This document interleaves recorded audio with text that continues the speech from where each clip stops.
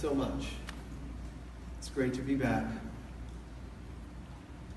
As I often ask with groups, tune into what most troubles you. You can bring it into mind, and that way Spirit will help to address that. Bring into mind what troubles, what things you've worked on that you haven't seen answers to or clarity enough on, solutions to, and so on, whether it's healing or whether it's spiritual insights. Put a word to it if you don't mind. In a word, what is it you would most want to hear about today? And then share it out loud when you can. Wisdom. Relationships. What else? Death. Purpose. What is it? It's Happiness. Purpose. Love, truth. Okay. Okay? Okay, that's good. All right.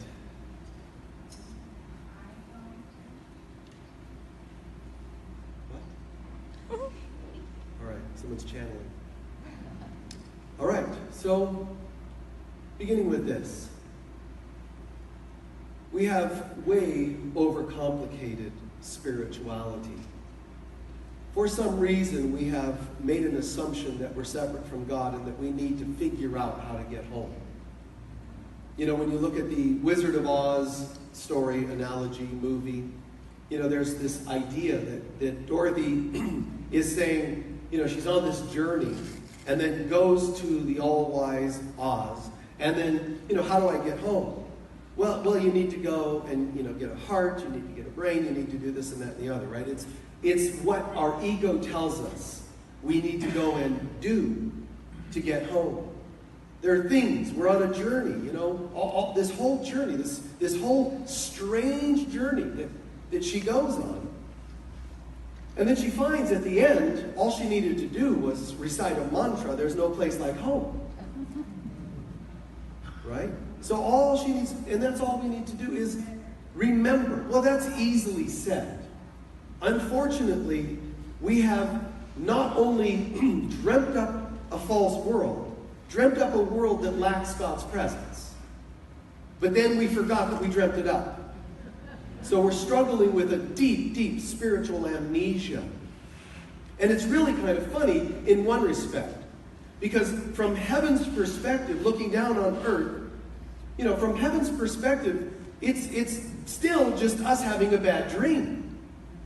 Because there is only God. We affirm this. Even when we say things like, look in every face, look in everything, that you'll see God. We don't really mean that in horrible things, there's God in the horrible thing itself. If I abuse you, that is not God. And we get confused because somebody will say, well, God's in all things. Some books, best-selling spiritual books have been written. And people bought them because they're willing to accept some of these deep, powerful, spiritual, best-selling books that tell you God is in all things. God is in war. God is in this, and I won't even name some of the horrible things we do to each other. And the God's somehow there. And then we're like, okay. And we just go along with it. You know, like lemmings off the cliff, buying into this thing. No.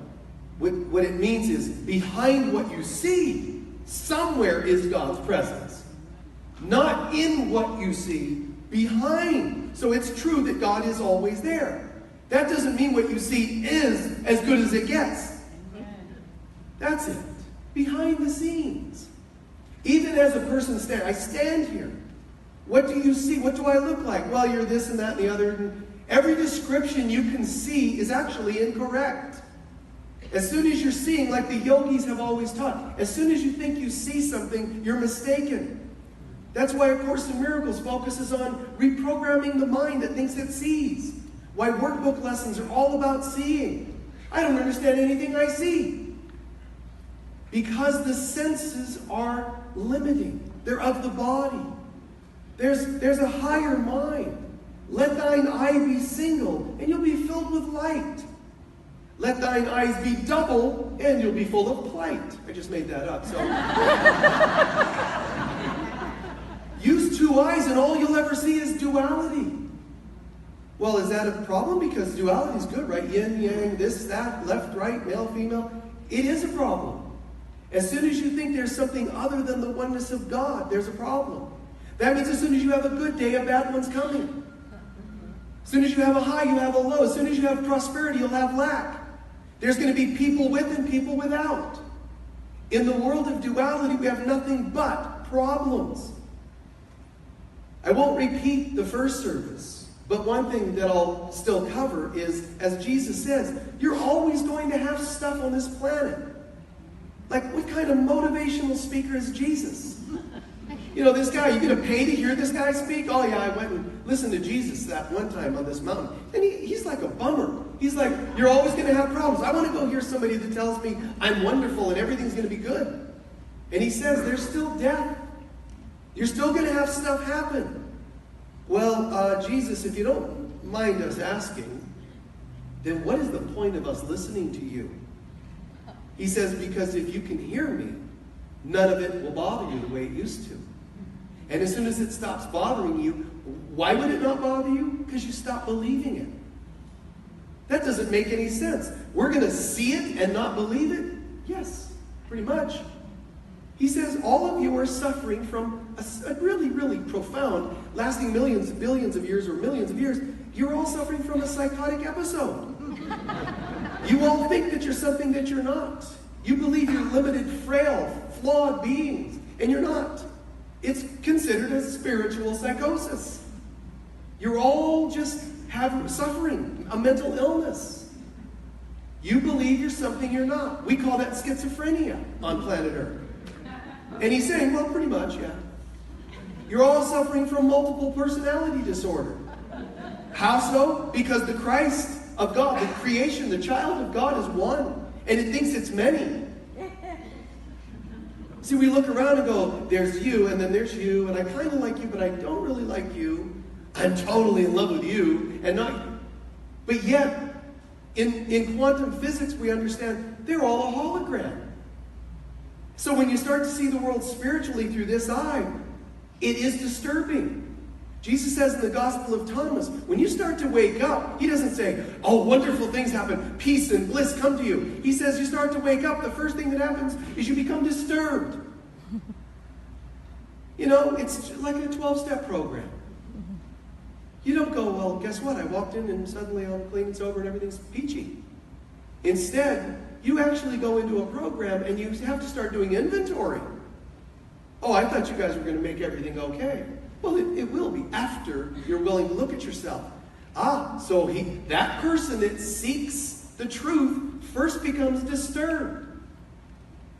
Not seek and ye shall find. We find what? First, the things you don't like. The things you don't like have to be seen before the things you like. Why? Because the things you don't like are what's in the way of seeing what you like. You don't just say, baby Jesus, could I have more money? Baby Jesus. It's not for me, it's because I have children. You know, like sympathy, get the sympathy of God or something on your side. You know, it's not for me, it's for the children. You know, that's not how this works.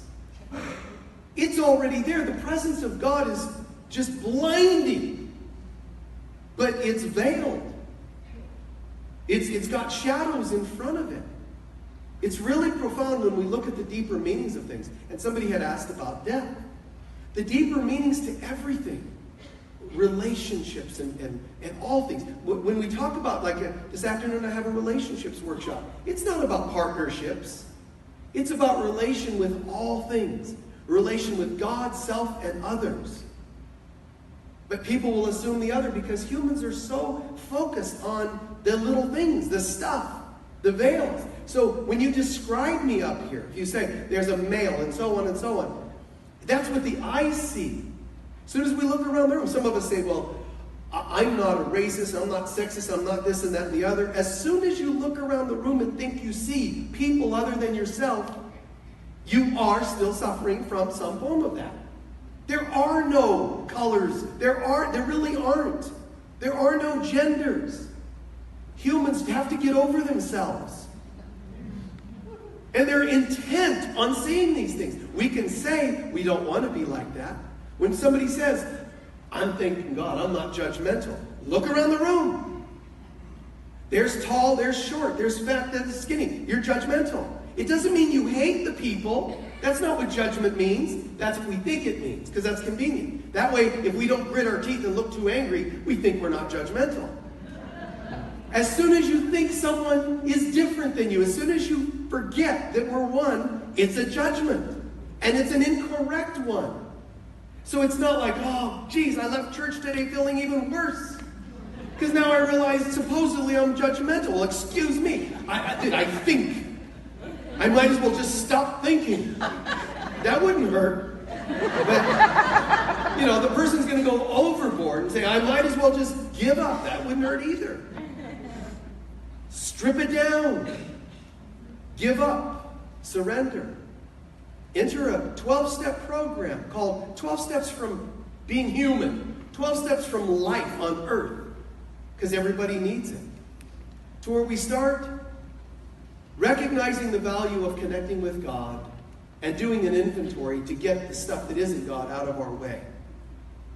And it's not like you have to track down every single judgment and figure out what they are. Just a blanket concept.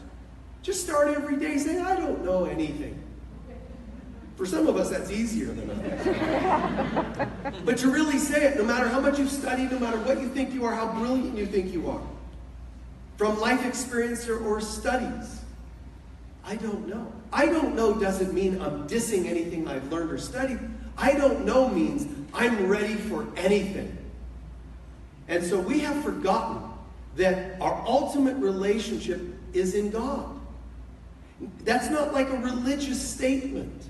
Religion has messed that up. Religion has twisted it and hurt it, caused harm to the idea of us being connected to God. It's caused harm so people are afraid to even say God. It's an amazing thing. And we're talking about the highest, the spiritual people have a hard time saying God. That doesn't make any sense to me. And no offense, because I know it applies to some here, but people will go, I give thanks for universal spiritual presence of the cosmos. It's like, what's wrong with just saying God? Oh, I don't call it that. Why? Because God's a male. Who said? Heal the issues we have with God. I don't have any issues with the one being of light in the cosmos. What are you afraid of? Well, in part, I don't want to be associated with the religions. I get that. I totally get that. So some people will even say, I don't use the term God. I get that. It's kind of scary, intimidating, because people have twisted it. There's those who have twisted it that direction. The direction of religions messing it up. But mankind has issues with this thing. So call it other names if you want. But what's important is, we do not go to heaven, we grow to heaven. It is either in our consciousness or it isn't. You don't get there. There's not an e-ticket somewhere that a particular religion owns. There's not a spiritual lotto. God, this is amazing. I went and sat at my altar today, and on my crystal, there was a ticket that said, entrance to heaven. It doesn't happen. And in some places, everybody's waiting for the ascension. Ships from Orion or something, Arcturus, to come and get you. And I always tell them, if they wanted you, they'd have picked you up by now.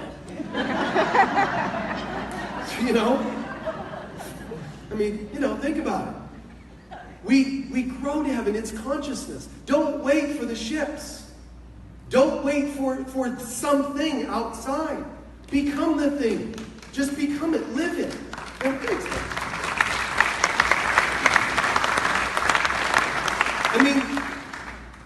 If you bank on someone picking you up or taking you up, it's a maybe.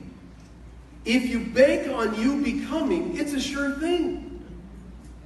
And it doesn't even matter if there's reincarnation, because you're still doing good work. You're still coming back better. Becoming makes sense. Talking, it doesn't make sense. Becoming. And what's really amazing is sometimes we still think that means I have to figure out how to get there. Michael said become. So now what do I do? There's some things we can do, but most of it's getting out of the way. Don't think that it's with a particular thought system. Don't think somebody owns the technique. It doesn't work that way. It's all in me. And when I'm not connecting, it's parts of me that are in the way.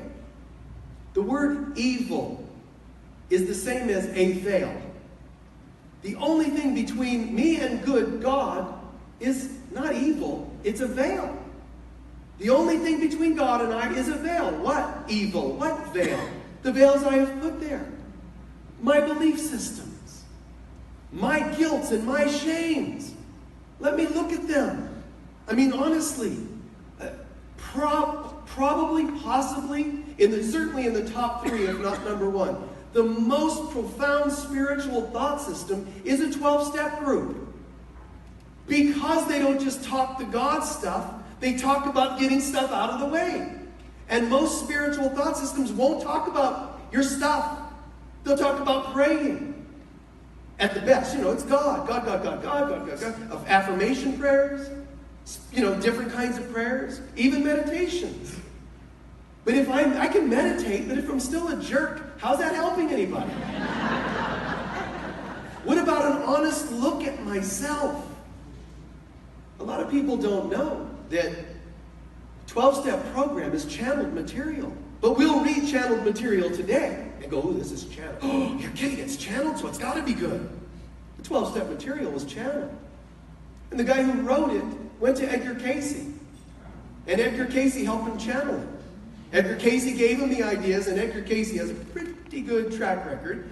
And Casey helped channel it and then told the guy, you actually are a very sensitive being and are capable of channeling. So you can take it from here and do it the material yourself. But it's not called that, so it doesn't attract as many people. Or people think you have to have some sort of an addiction to read the material. Well, guess what? You do.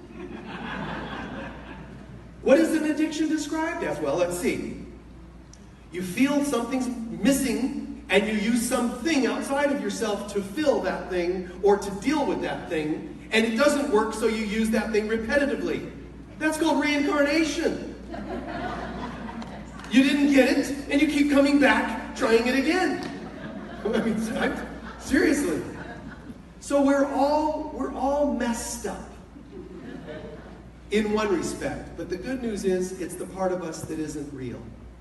It's not the divine part that's messed up. But until we own that there's a part of us that keeps trying to fabricate a life and a world and not doing so well at doing it, until we own that, how are we going to surrender it? You have to recognize there's a problem first. My life is unmanageable. It's out of control. And you could say, well, not me. Come on. You have restraining orders against you, or you have 14 marriages. You got to own it at some point. There's a problem, Well, not me. There's people that don't like you. And if you don't believe that, now you're struggling with narcissism. So you get it coming or going. It's just best to say, even if you think you're wonderful, you're a saint, just say, but in case I missed anything, it doesn't hurt to just own that it's a possibility. If there's any stone left unturned, let me turn it over. Let me just say, I don't know. Dying of the old self, and going back to that piece, someone asked about death. Death is a wonderful thing, but not the kind we think of. Death is an ending of sorts. It's an ending of life here, it seems like. But every time you lose a job, it's a form of death. Every time a relationship ends, it's a form of death. But also, if you've come in this room today and you leave going, I used to think such and such, and no more, that's a form of death. And death is always a metaphor for a crucifixion. And I've shared this many times, including in this room. Death is always a form of crucifixion. When someone has left you, that's a form of crucifixion. You've been crucified. You've been hurt.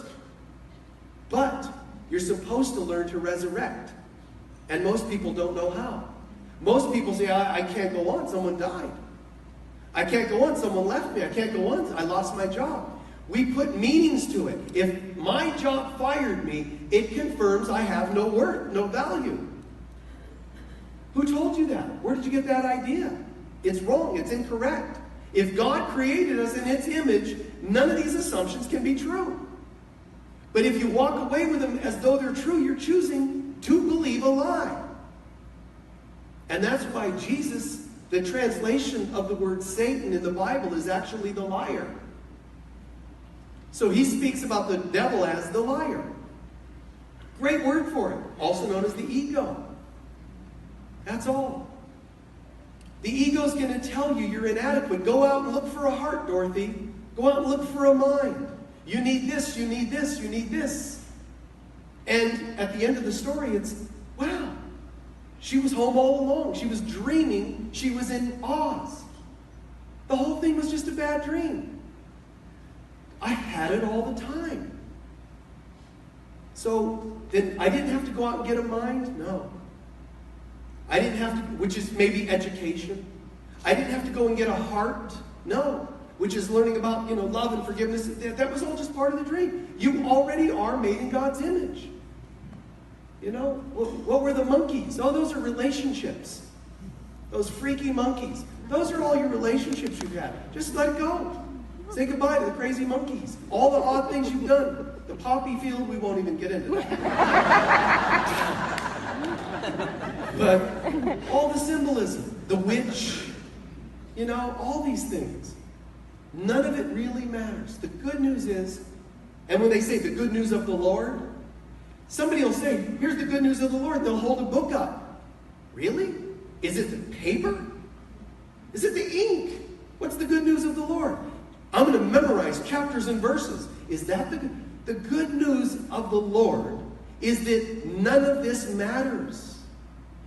You read it until you know that it doesn't matter. That's good. Actually, yes, there's value. But when you realize it, everything, what Jesus said, I have come to fulfill the law. Meaning, fulfill means complete. Close the book.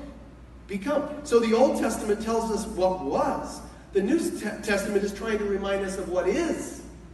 And as soon as you realize that, the revelation means to have God once again revealed to us. We remember. The book could be called the Book of Remembrance instead of the Book of Revelation.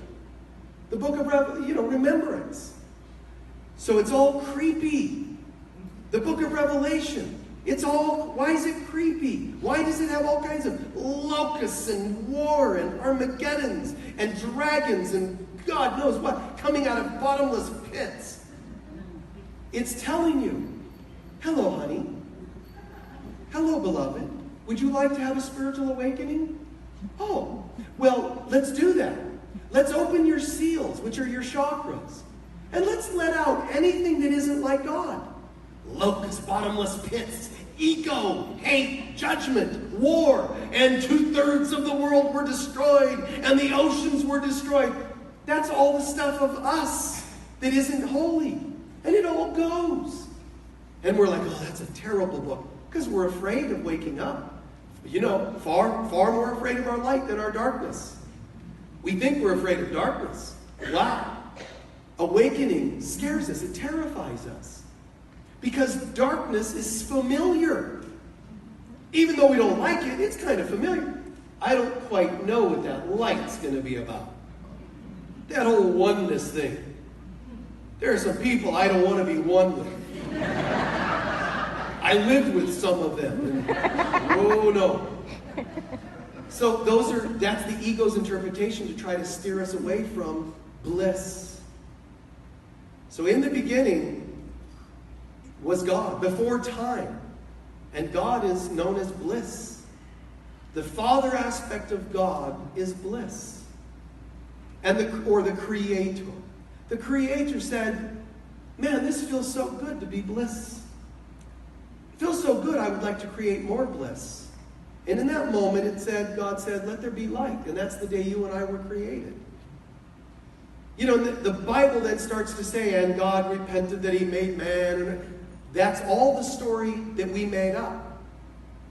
God actually said, let there be light. And greater than any parent that's ever seen the birth of its child and said, wow, oh my God. Take that and you could not multiply it by enough to understand how God felt the day we were created. And God said, let there be light. And God loved it. God rejoiced. There it is. And that's us.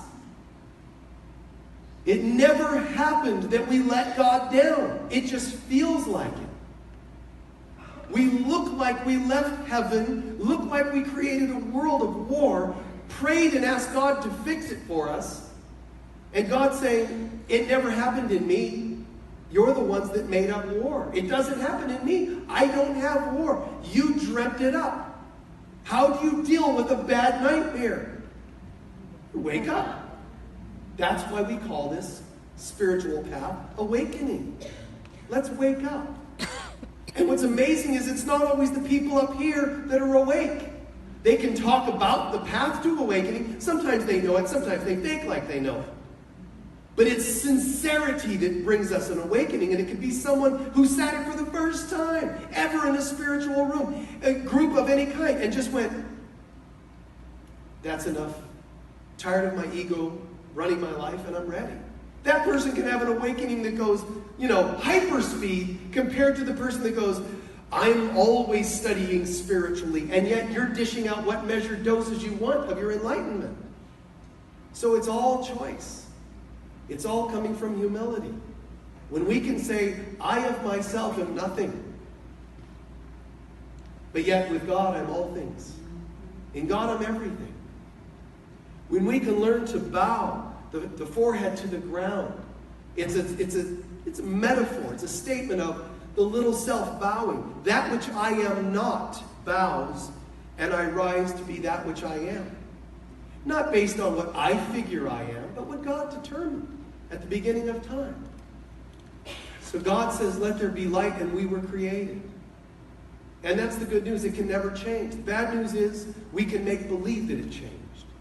We can think we left God. We can think we left heaven. We can think we're now flawed.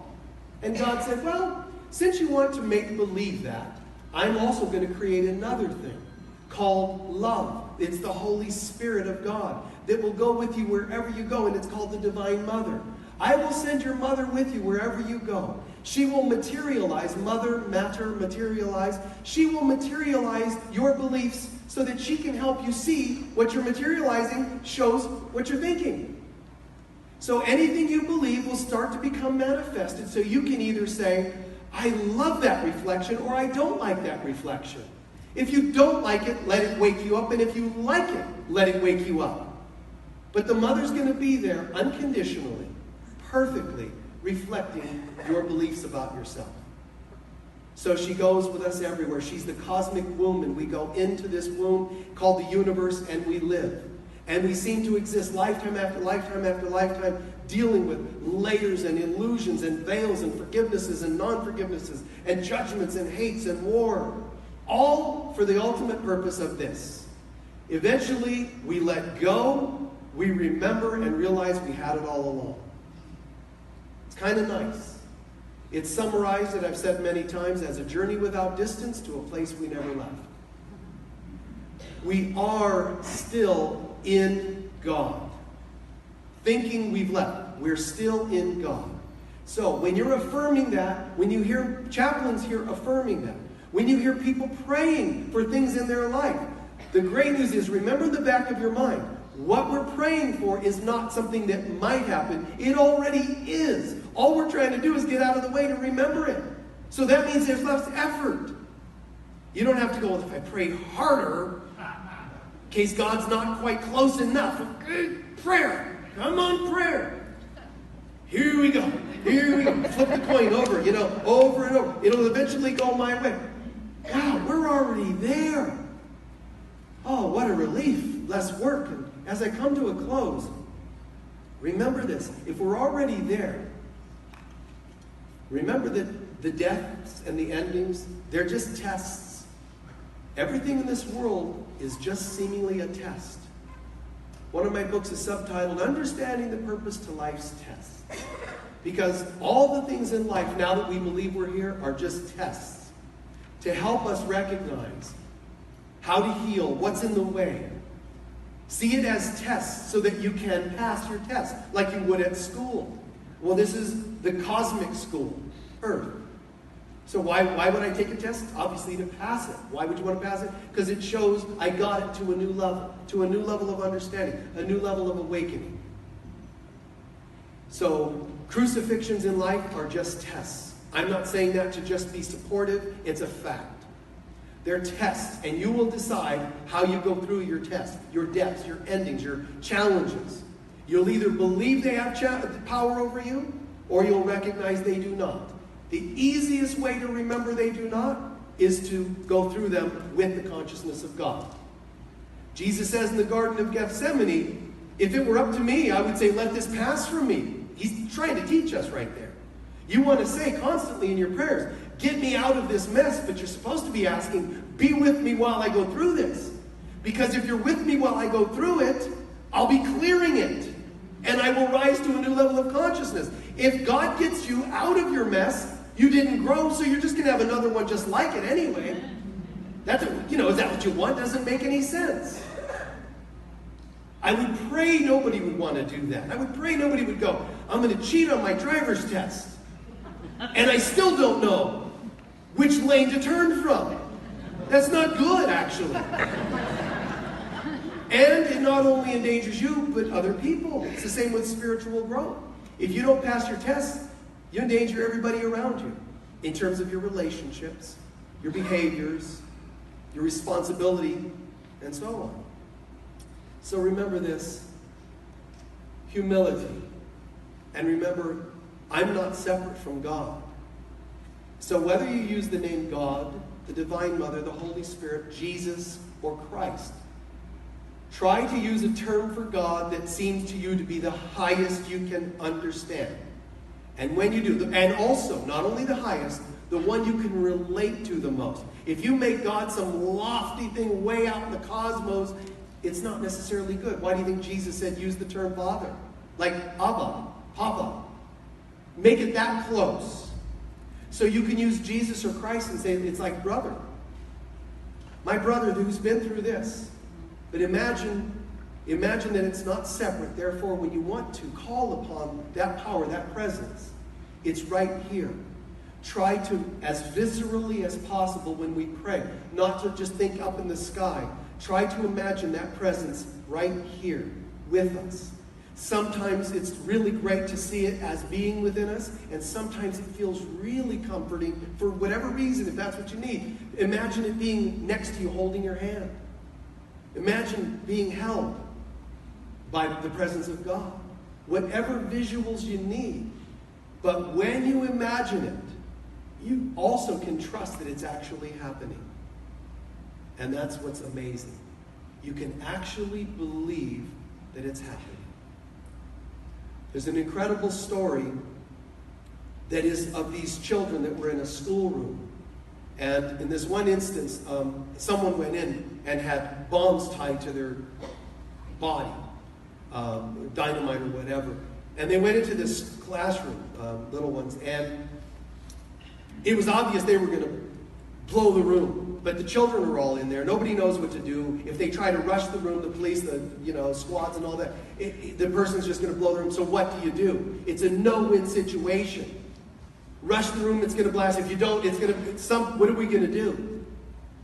So the person blew the room.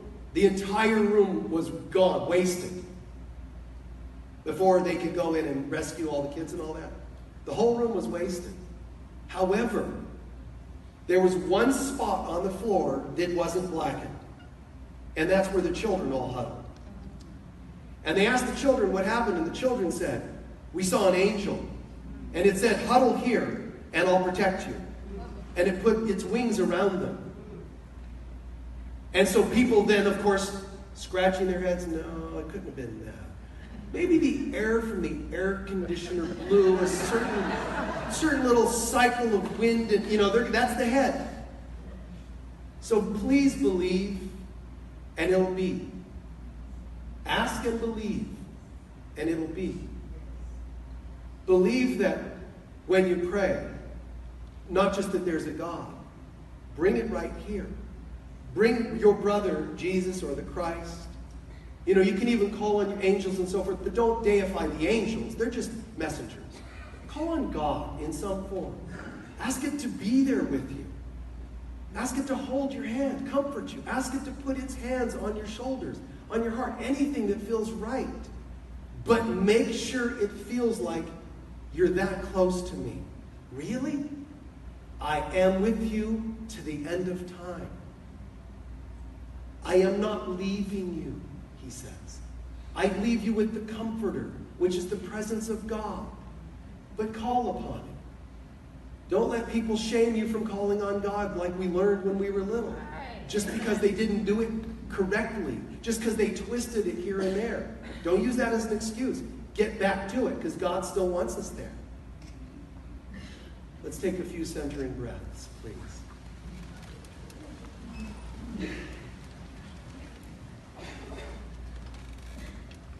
Set all the world aside.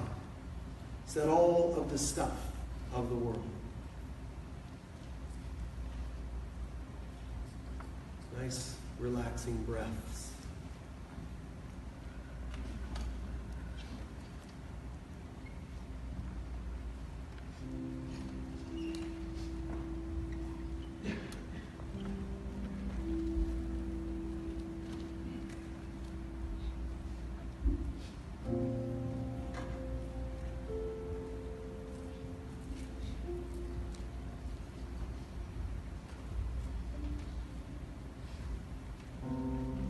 Tune out all the stuff of life in the world.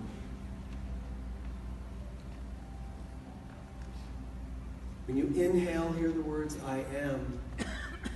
On the exhale, hear at peace. And feel that wash away. All the stuff, the tensions, even just the slight tensions in the body, washing away. I am on the inhale. At peace on the exhale.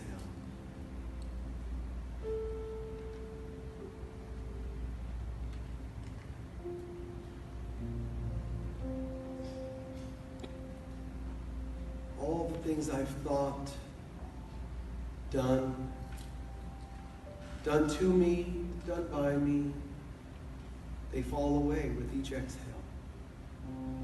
And I choose to forget who I thought I was, all the doings, all the thinking.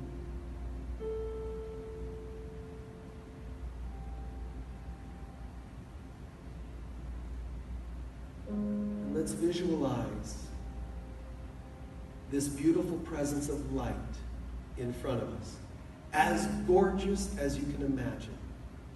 Shimmering, glittering presence of light. A light being, radiant.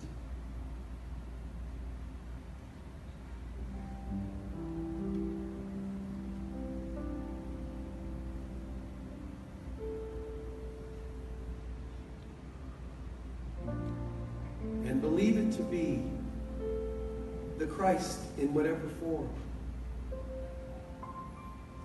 Mary, Jesus, whatever form. And see yourself slightly tilt your head forward as they come up to you, and tilt their head forward so that you touch your third eye against theirs.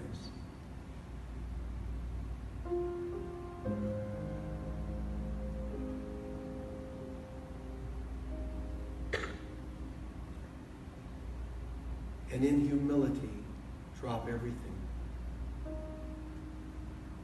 Making way, making room for a beautiful download of this presence. Whatever you needed most, knowing, information, light, peace, gentleness, forgiveness, love. Let this download take place. And every time we would intercept it, stop it, think, get in the way, just let that go again with an exhale and open up for more.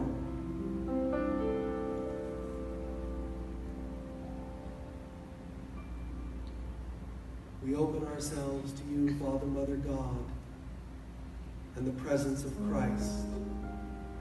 Christ consciousness and our awakening of this consciousness. Opening us up to have holy relationships with you, Father, Mother, God, with ourselves and with all beings. A complete holiness, a complete relationship ecosystem of holiness. And you watch over my coming in, my going out. You watch me. You are with me in all things. And lastly, we imagine that Christ presence in front of us becoming so radiant, so subtle, that it dissolves and is breathed into our being. And we become that thing, that presence.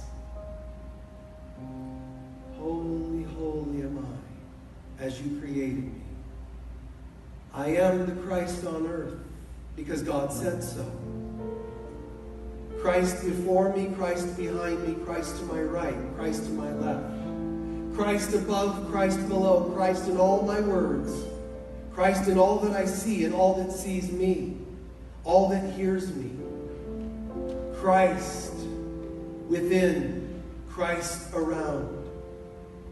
Christ filling this room, Christ filling this world, Christ filling this universe. I remain as God created me, and I will to be the Christ on earth.